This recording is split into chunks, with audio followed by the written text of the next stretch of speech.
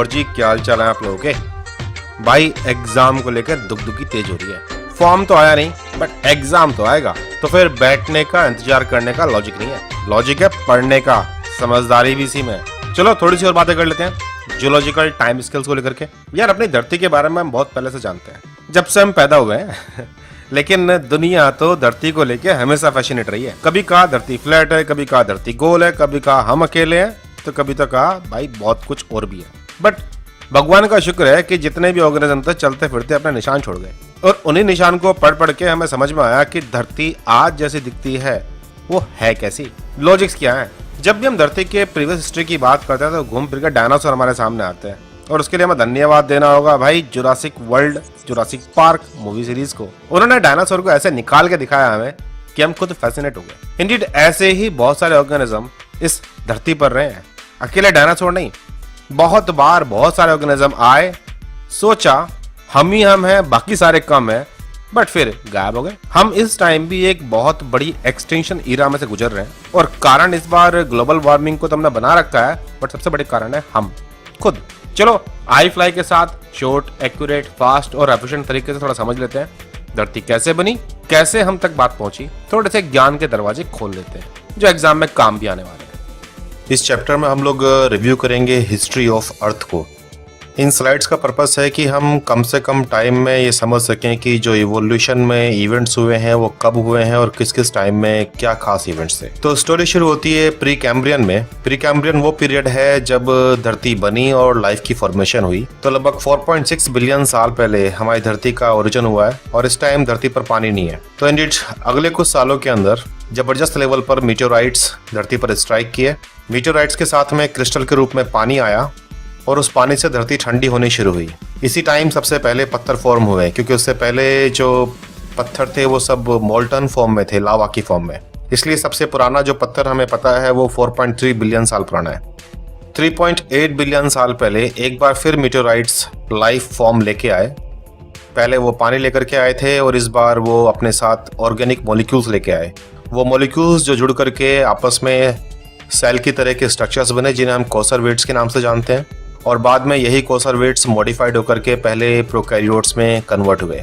इस time environment में सिर्फ कार्बन डाइऑक्साइड है, मीथेन है, हाइड्रोजन गैस है, अमोनिया है, लेकिन ऑक्सीजन नहीं है। अगले कई अरब साल तक ये माइक्रोब्स धरती पर इस एडवर्स एनवायरनमेंट के अंदर जीते रहे, और धीरे धीरे इन्होंने इवॉल्व करना सीख लिया कि ऑक्सीजन कैसे बनाते हैं। इंडीड 2.8 बिलियन साल पहले ऑक्सीजन बनाना सीख चुके थे ऑर्गेनिज्म। आज भी इनमें से कुछ ऑर्गेनिज्म हमें मिलते हैं स्टेमेटोलाइट्स के रूप में। जो ये पत्थर की तरह के स्ट्रक्चर हैं इन्हें हम लोग स्टेमेटोलाइट्स कहते हैं, और इन्होंने ऑक्सीजन प्रोड्यूस करना शुरू किया। अब एनवायरनमेंट में ऑक्सीजन की मात्रा बढ़ने लगी थी, और एक बार फिर माइक्रोब्स ने दोबारा अपने आप को मॉडिफाई किया, और अब लगभग 2.1 बिलियन साल पहले वो यूकैरियोट्स में कन्वर्ट होना शुरू हुए। यूकैरियोट्स प्रोकैरियोट्स के मुकाबले ज़्यादा बड़े थे। अब तक 3 तरह के माइक्रो ऑर्गेनिज्म पानी में अवेलेबल थे, आर्क्योबैक्टीरिया, यूबैक्टीरिया और यूकैरियोट्स। यूकैरियोट्स के अंदर सेल बड़ी थी, और सेल के अंदर के हिस्से कई कंपार्टमेंट्स के रूप में कन्वर्ट हो चुके थे। 1.1 बिलियन साल पहले मल्टी सेलुलर ऑर्गेनिजम्स डेवलप होने शुरू हुए, जिन्होंने सेक्सुअली रिप्रोडक्शन भी करना सीख लिया था। इसके बाद आता है कैम्ब्रियन पीरियड, जो कि 505 से लेकर के 570 मिलियन साल तक का है, और इस पीरियड को हम लोग जानते हैं मल्टी सेलुलर एनिमल्स के डाइवर्सिफिकेशन के रूप में। और यही वो टाइम है जब फोटोसिंथेटिक प्रोटिस्ट डेवलप होना शुरू हो चुके थे, जिन्हें हम आज एल्गी के रूप में जानते हैं। कैम्ब्रियन को हम लोग कैम्ब्रियन ब्लास्ट के रूप में भी पहचानते हैं, क्योंकि इस टाइम बहुत सारे मल्टी सेलुलर एनिमल्स बहुत तेजी से इवॉल्व हुए थे, और कई तरह के जीन डुप्लीकेशन इवेंट्स भी देखने को मिलते हैं हमें इसी दौरान के पीरियड में। इसलिए हम लोग कैम्ब्रियन को कैम्ब्रियन ब्लास्ट के रूप में भी जानते हैं। ज़्यादातर जो डेवलपमेंट हुआ है वो समुद्र के अंदर हुआ है इस टाइम, और समुद्र में ही फोटोसिंथेटिक मल्टीसेलुलर ऑर्गेनिजम्स और एनिमल्स के भी मल्टीसेलुलर रूप हमें देखने को मिल रहे थे। इसके बाद आता है ऑर्डोविशन। ऑर्डोविशन में हम लोग एज ऑफ एल्गी कहते हैं, क्योंकि इस टाइम एल्गी बहुत ज्यादा थी, और इनवर्टिब्रेट्स भी फैलते जा रहे थे, और वो कई तरह के डाइवर्सिफाई हो रहे थे। जोलेस फिशेस बन चुकी थी, और पहले वर्टिब्रेट भी अभी ऑर्डोविशन में ही पैदा हुए हैं। लेकिन इसी के पीरियड के आखिर तक आते आते एक बड़ा मास एक्सटेंशन हुआ, जिसमें 75% के आसपास की स्पीशीज लॉस्ट हो गई।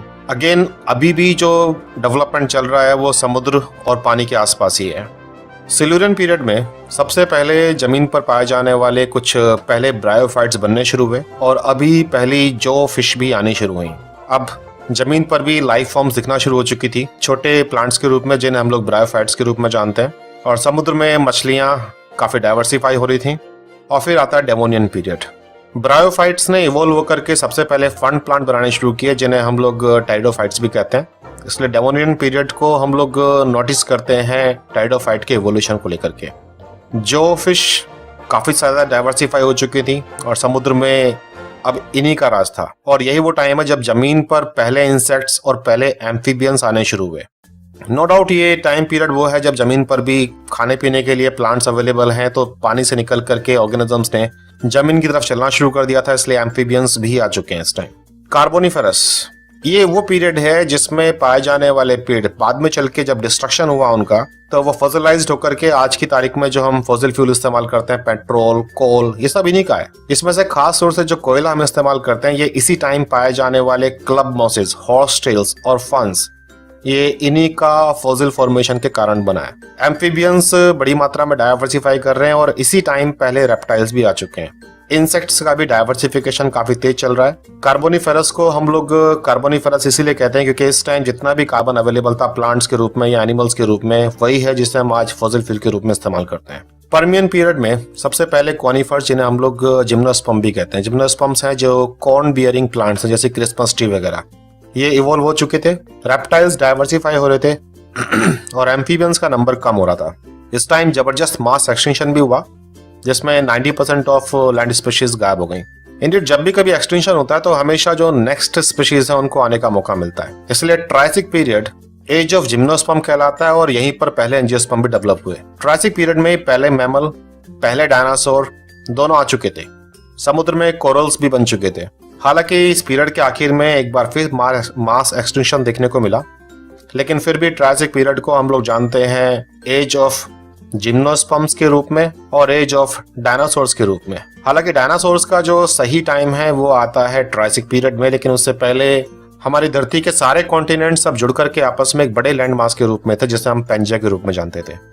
जैसे आज Africa, south America, north America सब अलग अलग है, लेकिन इस टाइम सब एक साथ। अगर आप ध्यान दे सको तो भारत, इंडिया एक आइलैंड के रूप में जुड़ा हुआ है इस पार्ट के साथ।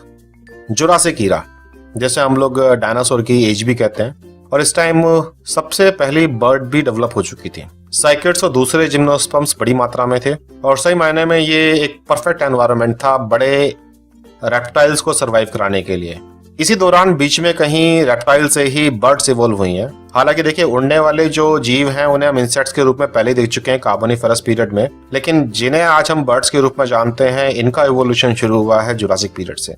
इस टाइम जो पेंजिया नाम का लैंड मास था वो दो बड़े हिस्सों में टूट करके अलग हट रहा है, जिसे हम लोरेशिया और गोंडवाना के नाम से जानते हैं। ये थ्योरी को हम लोग टेक्टोनिक शिफ्ट या कॉन्टिनेंटल ड्रिफ्ट थ्योरी के नाम से जानते हैं। ये इसी की बेस पर हम आज भी अपने जो अर्थक्वेक्स हम महसूस करते हैं, हम उनको आज भी इसी थ्योरी के अकॉर्डिंग डिफाइन करते हैं।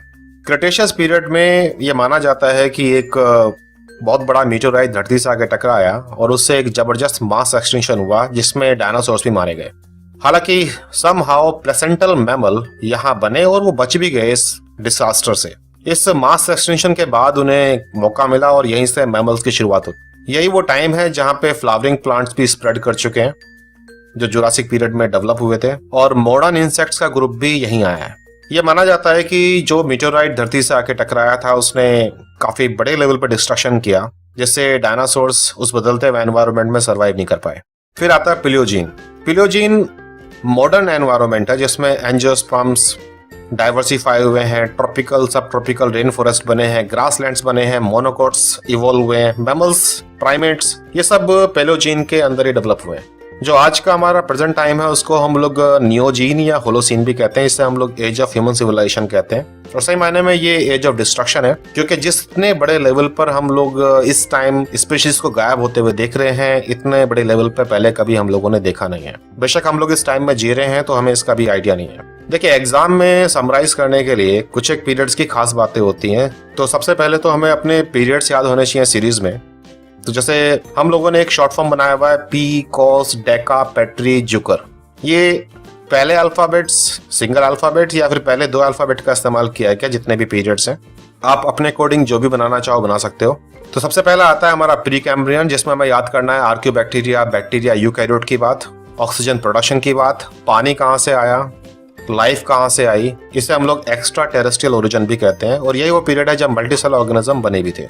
कैम्ब्रियन को कैम्ब्रियन ब्लास्ट के साथ याद कीजिएगा, क्योंकि इस दौरान सबसे ज्यादा स्पीशीज का डाइवर्सिफिकेशन देखने को मिला है। यही वो टाइम है जब एल्गी और मल्टीसेलर अपने चरम पर थे। ऑर्डोविशन में 75% हमें डिस्टिंक्शन, जहां स्पीशीज का एक्सटिंक्शन देखने को मिला है, तो इसे हम लोग एज ऑफ एल्गी के रूप में भी जानते हैं, और सबसे पहले वर्टिब्रेट और जोला स्पीशीज भी इसी पीरियड में आई थी। सिल्यूरियन में ब्रायोफाइट्स डेवलप हुए हैं, तो जॉ फिश भी इवॉल्व हुई है। डेवोनियन पीरियड, जहां हमारे पास टेरिडोफाइट्स प्लांट्स बनना शुरू हो चुके हैं, जैसे कि मॉस होते हैं, फर्न्स। तो पहले इंसेक्ट्स और पहले एम्फीबियंस यहाँ आ चुके हैं। हालांकि इस पीरियड के आखिर में 75% समुद्री लाइफ में हमें डिस्ट्रक्शन देखने को मिला। तो कार्बोनिफेरस एज ऑफ टेरिडोफाइट्स के रूप में जानती है, जो आज की तारीख में हम लोग कोयले के रूप में इस्तेमाल करते हैं। तो यहाँ रेप्टाइल्स भी बन चुके हैं, पहले रेप्टाइल्स। याद रखिएगा, यही वो रेप्टाइल्स हैं जिनसे आगे चल करके डायनासोर बने हैं। पर्मियन पीरियड में जिम्नोस्पर्म इवॉल्व हो चुके हैं। जिम्नोस्पर्म्स जो कॉर्न बियरिंग प्लांट्स होते हैं, जैसे कि पाइन के पेड़, क्रिसमस ट्री, ये सब इसी के अंदर आते हैं, और ये इवॉल्व हो चुके हैं पर्मियन पीरियड में। इसे हम लोग एज ऑफ रेप्टाइल्स के रूप में भी जानते हैं। बहुत तरह के रेप्टाइल्स इस टाइम अवेलेबल थे। हालांकि इस पीरियड के लास्ट में 96% लैंड पर पाए जाने वाले स्पीशीज गायब हो गई। इसके बाद आता है ट्रायसिक पीरियड, जिसे हम एज ऑफ जिम्नोस्पर्म्स के नाम से जानते हैं, और ये वो टाइम है जब डायनासोर्स और मैमल्स दोनों इवॉल्व हो चुके थे। डायनासोर्स रेप्टाइल्स से ही आगे इवॉल्व होकर के बने हैं। ये इंटरेस्टिंग बात है कि मैमल्स और डायनासोर दोनों ने एक ही साथ अपनी जर्नी शुरू की है, लेकिन आज की तारीख में मैमल अवेलेबल हैं बट डायनासोर नहीं है, क्योंकि वो वक्त के साथ चेंज नहीं कर पाए। हालांकि ट्रायसिक पीरियड में भी हमें डिस्ट्रक्शन देखने को मिलता है 65% स्पीशीज का। जुरासिक पीरियड वो है जब फ्लावरिंग प्लांट, जब फूल खिलने शुरू हो चुके थे। देखिए, जिम्नोस्पर्म में सीड बनाने की कैपेबिलिटी थी, लेकिन वो फ्लावर नहीं बनाते थे। पॉलिनेशन को सक्सेसफुल करने के लिए, प्लांट को अपनी रिप्रोडक्शन साइकिल फास्ट करने के लिए उन्होंने इवॉल्व किया और फूल बनाने शुरू किए, और अब उन्हें हम एंजियोस्पर्म्स के नाम से जानते हैं। शुरुआत डाइकोट से हुई है, मोनोकोट्स बाद में आए हैं, और इसी को हम लोग एज ऑफ डायनासोर भी कहते हैं। और इसी दौरान कहीं पर डायनासोर्स में से कुछ उड़ना भी सीख गए, इसलिए बर्ड का एवोल्यूशन भी यहीं से देखने को मिलता है। आपको याद होगा कि अभी हम लोग 12th क्लास की किताबों से एक आर्कियोप्टेरिक्स नाम का बर्ड पढ़ते आ रहे हैं। वो बर्ड जो एक फॉसिल के रूप में हमें मिला, और जो रेप्टाइल और बर्ड का एक मिसिंग लिंक के रूप में जाना जाता है, वो इसी पीरियड का था, जुरासिक। क्रिटेशियस पीरियड, जब मीटेओराइट धरती से आके टकराया, और इस टाइम बड़े लेवल पर मास डिस्ट्रक्शन हुआ, और जमीन पर पाए जाने वाली लगभग सभी स्पीसीज गायब हो गई थी। डायनासोर सारे गायब हो चुके थे।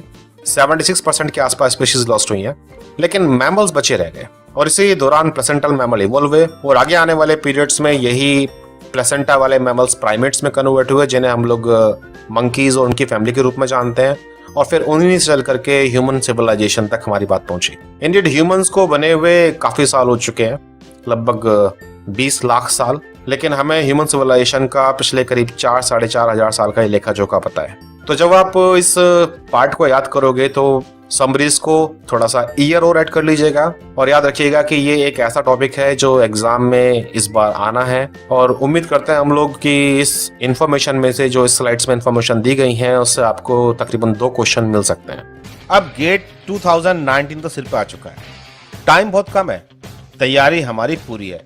बस इस टाइम के अंदर तैयारी कहीं गड़बड़ा ना जाए, और अगर तैयारी में कहीं कमी रह गई है तो उसको पूरा करने का टाइम है।